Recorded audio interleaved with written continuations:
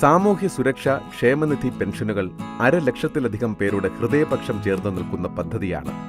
സംസ്ഥാന സർക്കാരിന്റെ സാമൂഹ്യ സുരക്ഷാ ക്ഷേമനിധി പെൻഷനുകൾ മഹാപ്രളയം, കോവിഡ് തുടങ്ങിയ പ്രതിസന്ധികളുടെ കാലത്തും മുടക്കമില്ലാതെ വിതരണം ചെയ്യാനായത് അഭിമാനകരമായ നേട്ടമാണ്. സാമൂഹ്യ സുരക്ഷാ പരിപാടികളുടെയും ക്ഷേമ പരിപാടികളുടെയും ഭാഗമായാണ് സാമൂഹ്യക്ഷേമ പെൻഷനുകൾ നടപ്പിലാക്കിയത്.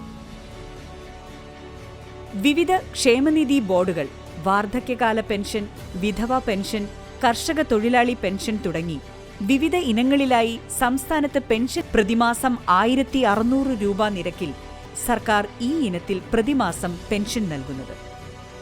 ഒരാളെയും മാറ്റി നിർത്താതെ കൃത്യമായും സമയബന്ധിതമായും വളരെ കാര്യക്ഷമമായ രീതിയിൽ തന്നെയാണ് ഈ പെൻഷൻ വിതരണം നടത്തുന്നത്.